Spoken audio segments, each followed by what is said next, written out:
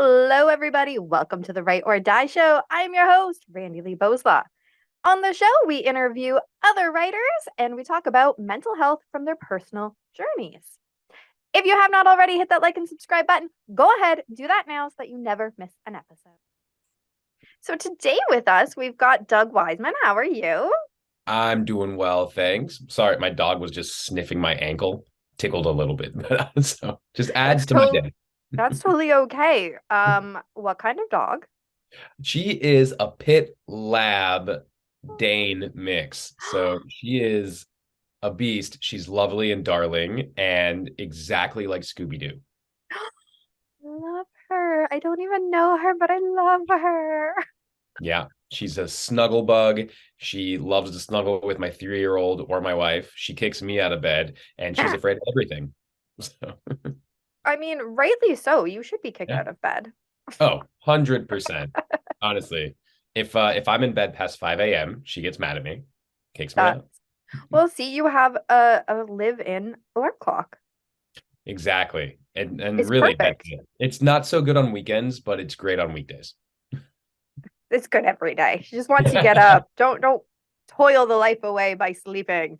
It's fine. Love It's a it. good point. My grandpa used to say there's nothing you could do at 12 a.m. that you can't do at 8 a.m. Well, I think your dog would beg to differ. Well, that's what she's actually living by his code by pushing me out of bed at 5 a.m. saying, don't toil the day. Yeah, Get exactly. up. It's good. I love it. Oh, so cute. And what's her name? Ella. Ella. Oh, Ella the puppy. Um, all right. So I guess enough about Ella the puppy and tell Yeah. us about who you are. Well, obviously, I'm an animal person, but beyond that, because I also have a cat, so she might jump on my lap at any second. Oh, I'm okay with that. What's the kitty's name? Kitty, actually. It Oh, was, I she was adopted. It was an attempt to not get attached, so we just called her Kitty. But of course, that's still a name. And then love it. got attached, brought her inside, and her and the dog became best friends. We had Kitty first. We adopted her first. Then Mhm. about a month later, we adopted Ella. And then once Kitty put Ella in her puppy place, then they became best friends. Oh, I love that. I love when puppies and kitties are best friends. Oh yeah. Mine are not. Mine refuse to Oh, hang out together. The kitties live upstairs and the puppies live on the main floor. And they just don't like to interact with each other. that's a bummer. I think it worked out because Kitty was able to have the hierarchy in place. So once she established herself as the dominant, and Ella was like, "That's fine, that's fine." Yeah. Then they I'm play just here. together, they cuddle. Yeah, we can Oh, hang out. Don't you want to hang out? I love it. Yeah. Oh, so So I'm totally okay if Kitty comes and visits. yep, And she'll come. We'll probably have squirrels knocking on my window. We definitely have birds doing it. So my wife, she hates when I say this, but I'm gonna say it anyway. She's a grumpy Snow White.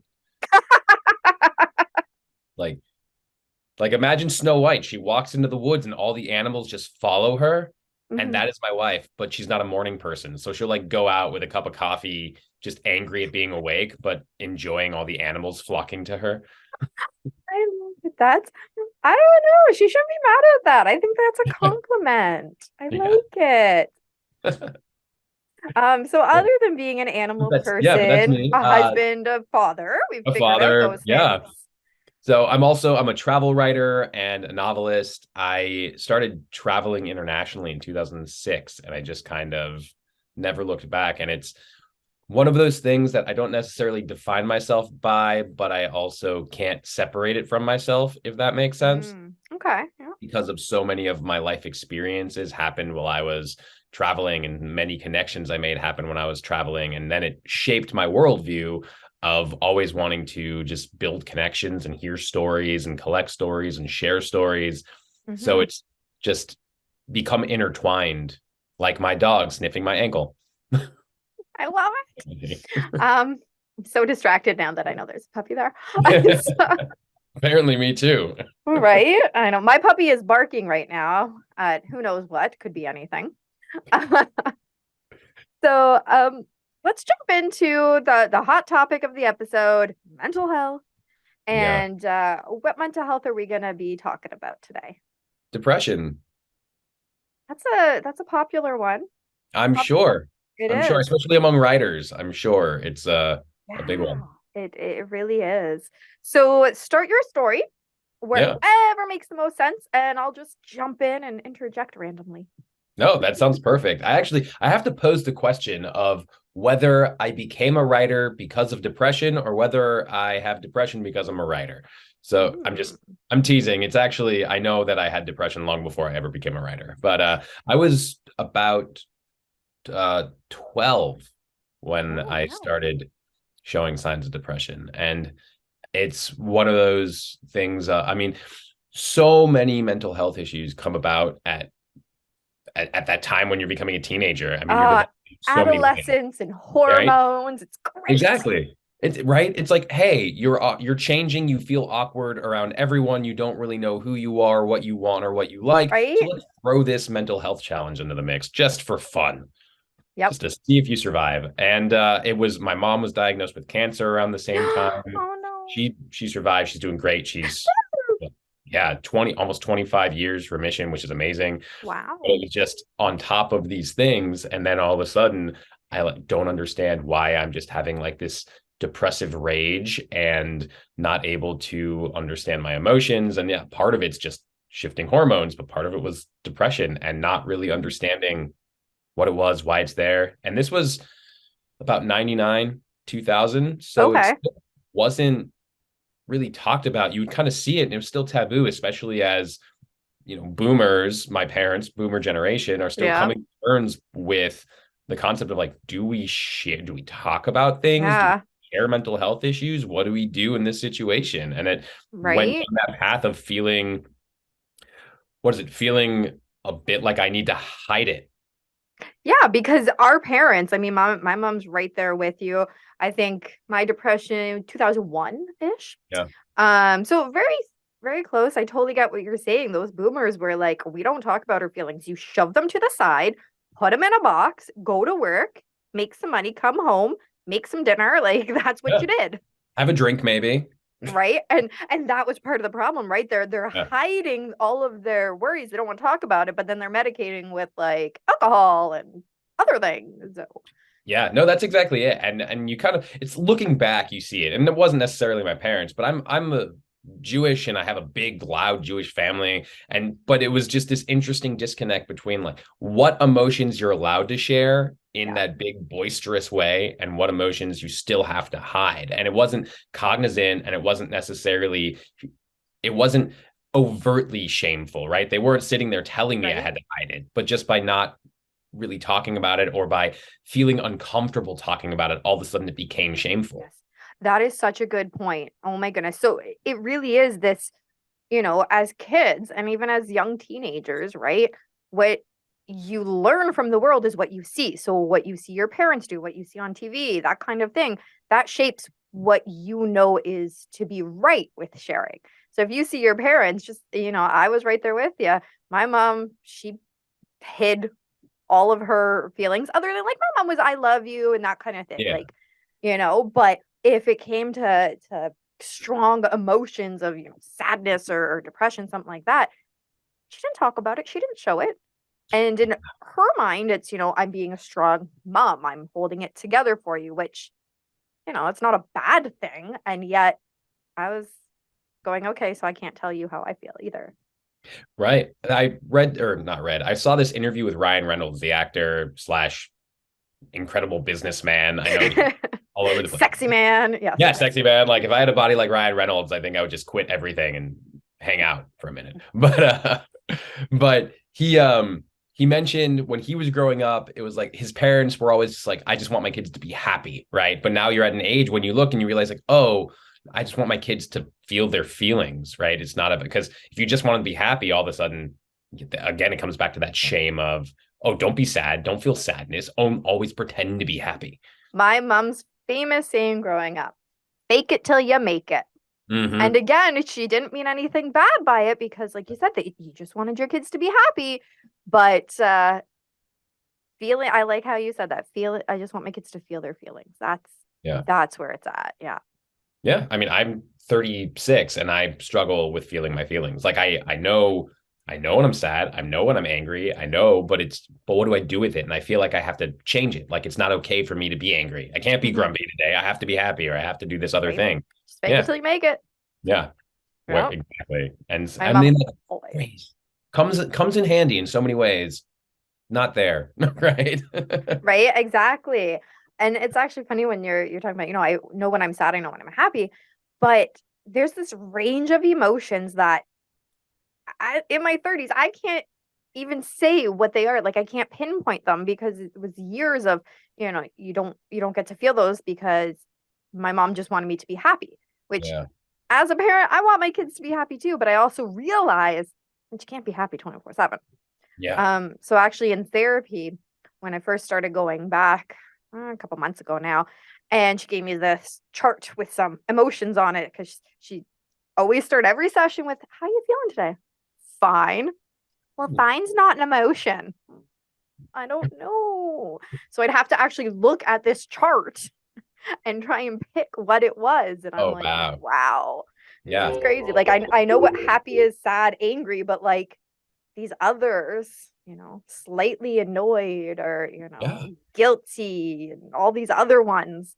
I know guilty. Guilty is what I'm familiar with, but that's just me being Jewish. That's I can say that because it's true. It's But so I mean that but you're saying the truth is there's so many shades of emotional gray yes. between happy and angry or happy and sad that we don't know how to pinpoint. And like for the life of me, growing up, never really understood anxiety or Hmm. like how it related to me. And depression and anxiety are kind of intertwined. Oh, they're best friends. Yeah. And I never really understood that, like, oh, I could slip into a depression when I'm feeling anxious or overwhelmed, or I could slip into a depression when I'm having an anxiety attack, but not realizing that that's what it was, and just thinking that Hmm. like I'm sad or that oh no, I'm having, an episode when really it was just me being unable to manage my anxiety. Yeah. It's, yeah, shades of gray in there. A lot Yeah. of shades of gray in there. I mean, if there was a book called 50 Shades of Emotional Gray, I still feel like it would be a bestseller. I think so too. I Yeah. like,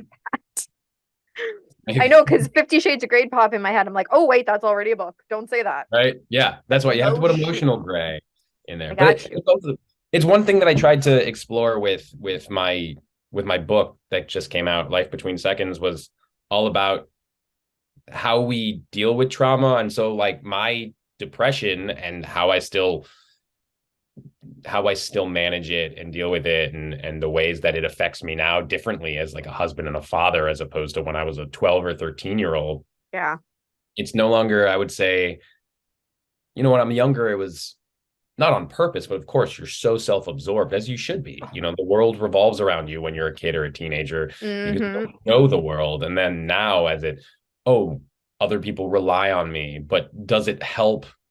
Does it help or does it hinder? Right? In that sense of, does it make my depression worse when I'm having an episode if I'm so worried about how is it going to affect those around me? Yeah. I don't really know. It's a question. I have no answer. Yeah. So everybody put your thoughts down in the comments below. Yeah, there you go. But it's There we and go. it's just the effect of that trauma on my life and the way that it shaped me, and to the point that I am. It's like, oh, well, with this book and these characters, like, well, how does trauma shape them? How do they move past it? But also I know that when I'm having these moments, like my community, my wife, my child, my family, they affect me and they help me and they Hmm. and they support me. And it's like, okay, so after trauma, what does it look like when, whether it's your family or those who you choose to be your family, can support you?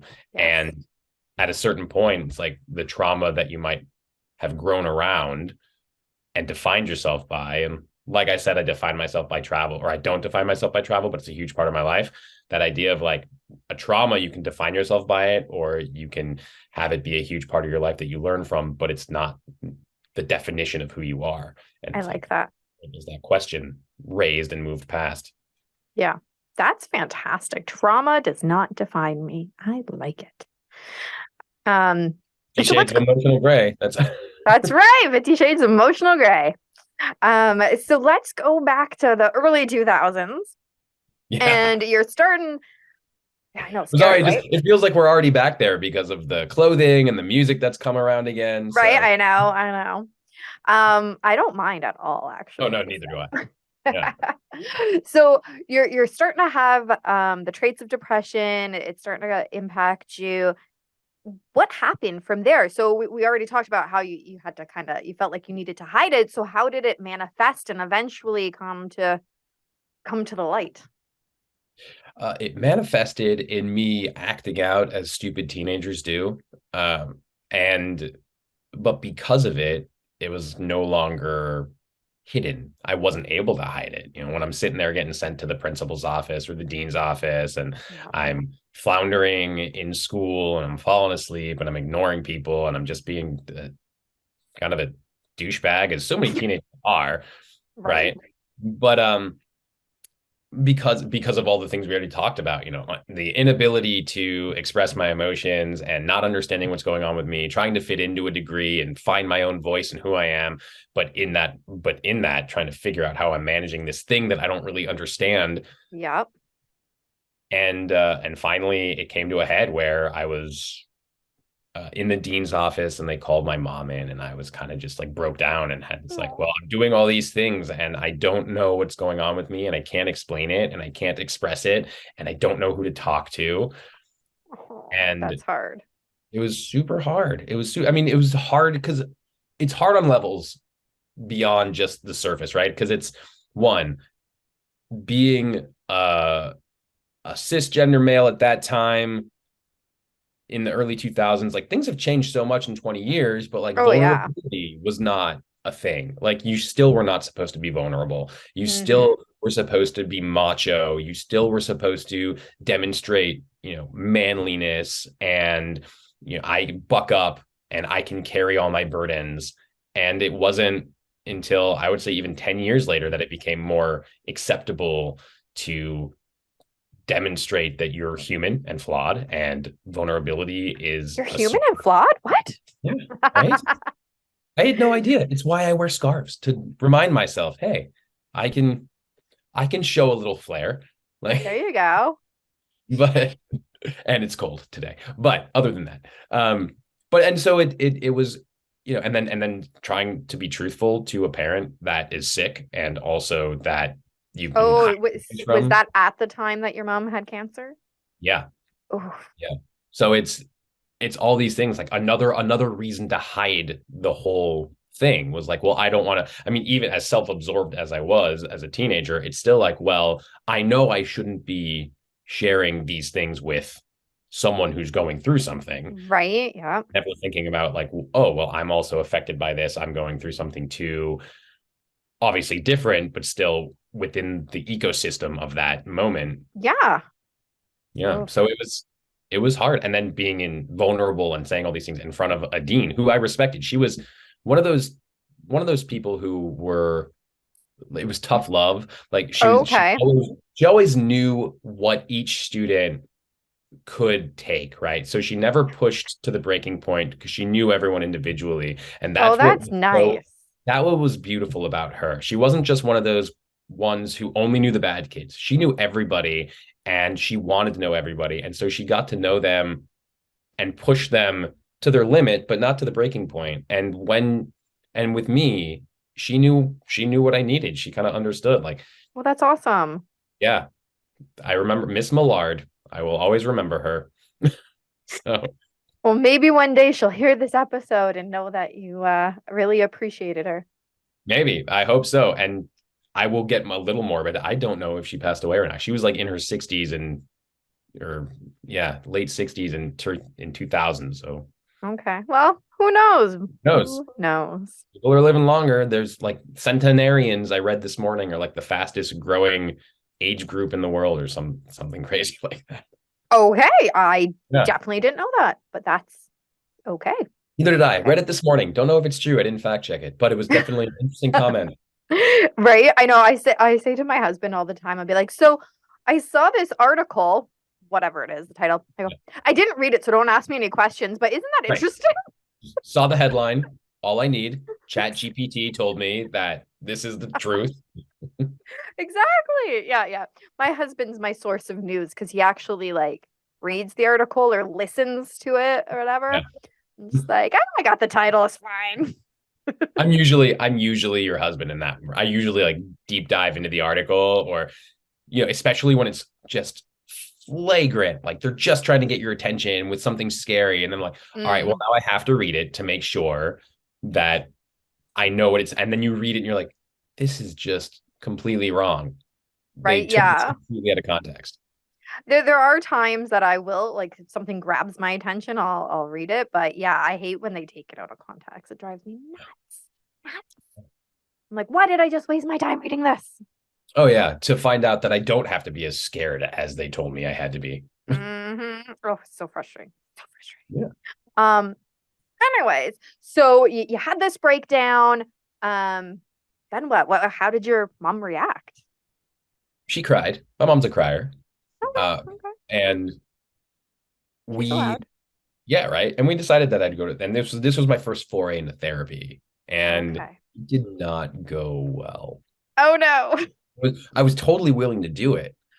But it just, the person that I met with was not, we did not Oh, gel well at all. And then he wanted to put me in group, which, now I'm not necessarily against, but then when I didn't really know what it meant, right. I was already uncomfortable seeing a therapist, let alone now sitting with a therapist and other people that I don't know, being vulnerable about a thing Mm. I'm not understanding.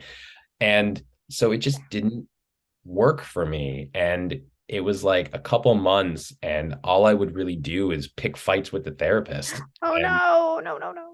yeah, So, okay, let's talk about this for a hot second yeah, because I've definitely with my kids have had to find new therapists for them, especially the older one. She didn't jive with quite a few of them. But that's the thing. You can find a new one. yeah, right. Which, at that time, didn't know. Didn't Right? know. Well, you were a kid. Yeah. Well, definitely that. And then I don't think, I mean, my mom worked as a physical therapist for decades. Oh, okay. So she knew great things about kind of the physical health side, but the Yeah. mental health side wasn't necessarily as aware. And that's, Yes. that's part of the thing. Where now I know she's super aware of it. And with all the things in my family, she knows like the machinations of like, oh, go to this place with these people, because she worked for Kaiser Okay. in that system, so she could like help you navigate these things. Oh, just call this section and they'll put you right in touch with what you need. And Awesome. yeah, which was great. Like during COVID, I mean, so many people still, I think there's unaddressed trauma from COVID Yeah. across the board, whether you were happy about lockdowns or not. Doesn't matter what side of the aisle politically you're on here. There's definitely trauma about the entire situation that I feel like Yeah. people are ignoring. But I The was, human race ignore something? yeah, What? no, we Ooh. don't do that. That is not what we do as a people. We straight on into crisis. We look at it Exactly. straight on in the eyes and we say, I'm going to deal with this. Exactly.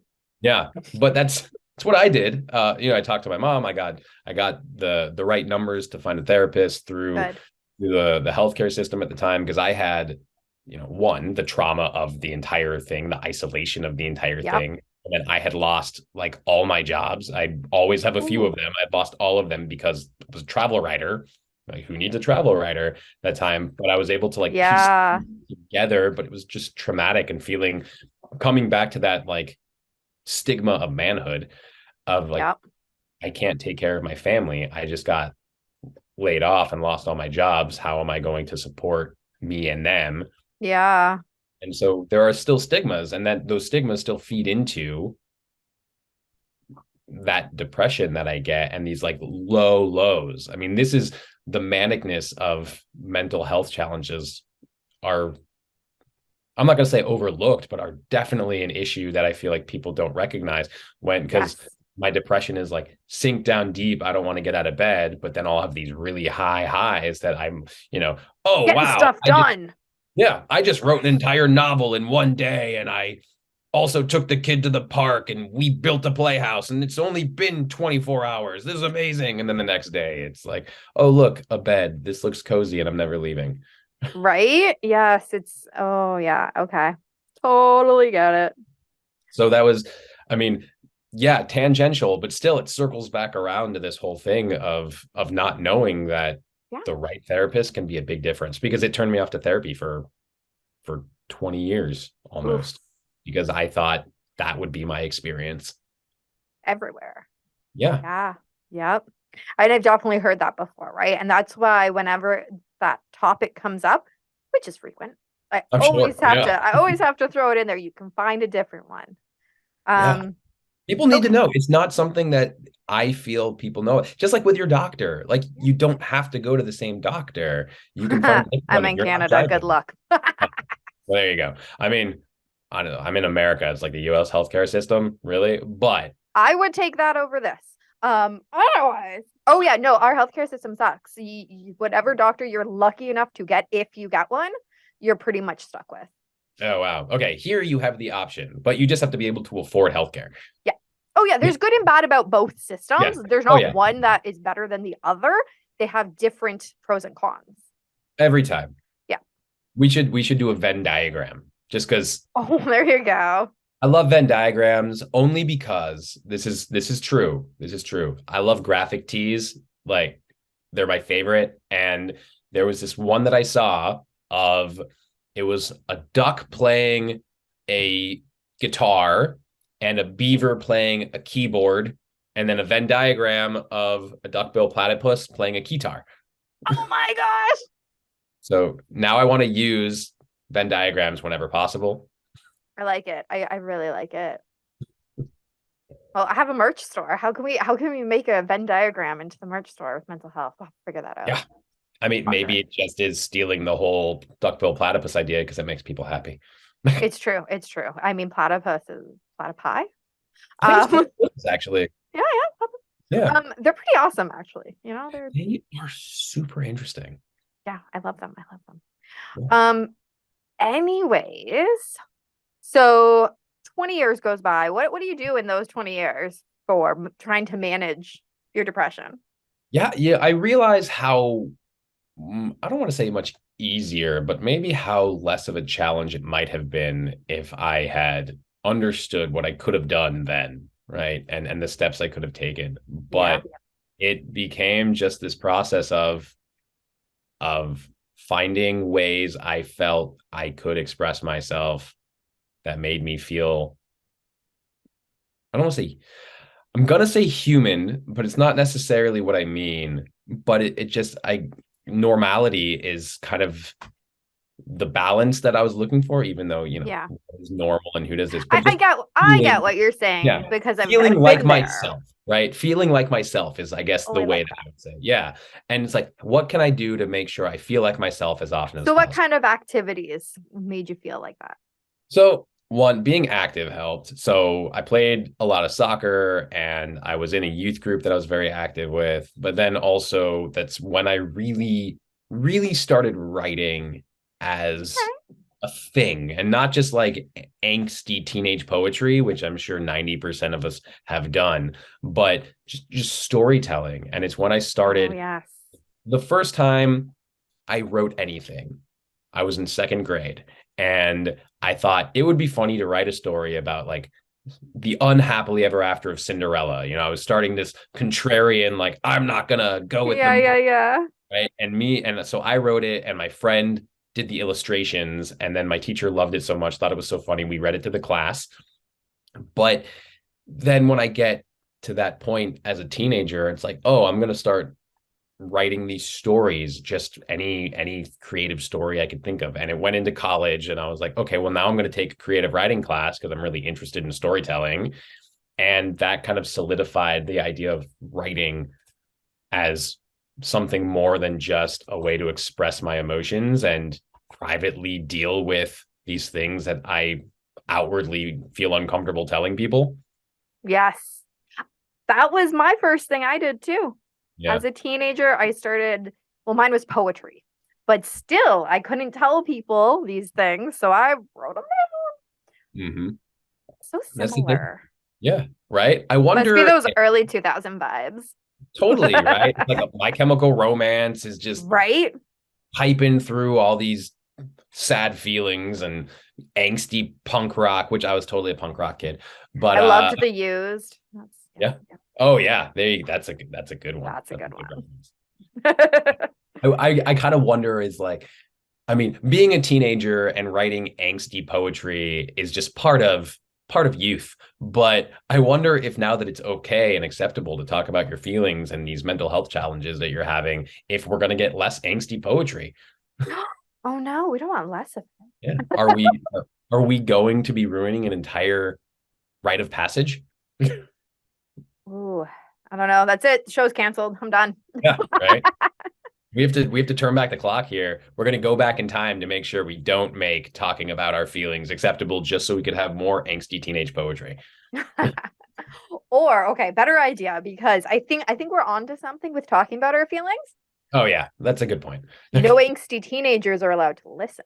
There you go. So they can still have their emotional outlet. Yes, yes. Yeah. Although then they end up like us as adults, which I mean, we're pretty awesome, but we got Yeah, we've issues. done some cool things. Well, who doesn't? So I don't know. But we have to go back to the Venn diagram and we'll figure it Yep. all out. We'll figure it out. There we go. See, I used to tell people before I was actually a parent, I would tell people, all right, I'm going to tell my child that there are monsters in their closet and the monster's going to eat them if they don't clean up the room. And they're like, that's going to give them problems. I was like, yes, it will, but at least I know where the problems are coming from. So that was my whole thing is like, I'm going to give them the problems rather than not knowing that 30 years down the line, they're like, well, you did this to me and it scarred me. It's like, no, I know where I scarred you. I just can't. That's awesome. Yeah.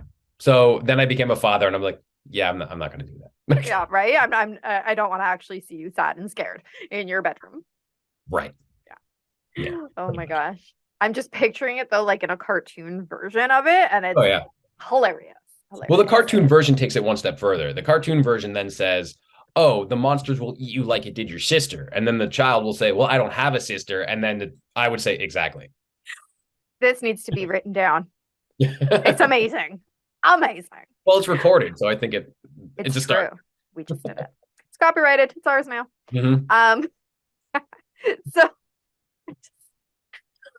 I could keep talking to you for a long time, but I really should probably wrap up the episode. So with that being said, here's the question I like to ask everybody. It's always slightly different, but it's the same, general topic. What would you say to somebody who's listening right now, maybe an angsty teenager? Let's go with an angsty teenager, actually. So okay. What would you say to an angsty teenager right now who is listening? And they're like, oh, I write these angsty things, but I don't think I can say them out loud. Oh, because I was going to tell them to write poetry, but they're already doing it. They're already doing it, yeah. Yeah. Through your curveball. I guess I would tell them that you can say them out loud. And you shouldn't be afraid to say them out loud. It's just understanding who your community is that you can talk to about it. Because there's definitely different types of community. And I have run into this in my life where you have as an angsty teenager, I had those that I would listen talk about depression, but it would be in a very darker place. And it would be kind of that ecosystem of them pulling each other down into darker places. Yes, which is not good. No, it's not good. And you could kind of see that. And from the outside, even though I was still questioning what I was dealing with and trying to understand how I could manage it, what methods worked for me, I knew that was a scary place that I did not want to go to. Mm-hmm. But there are other people who also have their heart in the right place, but at the same time be like, just get happy. Why are you so depressed? Get happy. Right. Like Chris Rock in, what was it? Not the longest yard, the last yard, or I forget what it is, but there is a movie called The Longest Yard. There is, but I think that one's a World War II movie that came out with Henry Fonda. Or no, is it the football movie that I'm thinking of with Adam? Yeah. Okay. So Chris Rock, Adam Sandler. There we go. That is the movie I was thinking of. Yes. Chris Rock, they're like in jail, and he's like, And he's like, hey, depression, that's got to be made up. You're white. Smile. And it's like, it's an oversimplification. It's a hilarious joke, but Yes. It there works in the movie very well. exactly works in the movie, but there are those people who like just kind of think, look, let's just do something fun and get happy. It's like, yes, but it doesn't exactly work that way. So you have these two sides that, although meaning well in their own ways, are not helpful. So finding the right community for you, whether it is a parent or a sibling, a cousin, a family member at all, or just a group of friends that you know you can confide in. Because that's, I have friends that were also depressed. I have friends that had schizophrenia. I have friends with bipolar. I have friends that were that had Tourette's, and so it's, you kind of move through the line and you realize that everybody has their things, and maybe when you have the courage to be vulnerable and to open up, it helps others be courageous too. So even though they might not be talking about it now, when you give yourself that ability, you give them that ability too. And then all of a sudden you realize we're all going through our own things. Nobody is perfect despite what they might show. And they're looking for someone they can open up to. It's not easy. It's hard to be that first person to step out there and be like, I'm vulnerable, I care, and I'm asking for help. That's hard.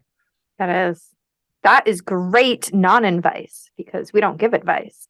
Oh, Devin, I am giving support, not advice. Ooh, I like that one. Support.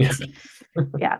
Because I always go on these rants about how you don't give people advice because we don't actually want the advice. But it's true. I fall into that. Support.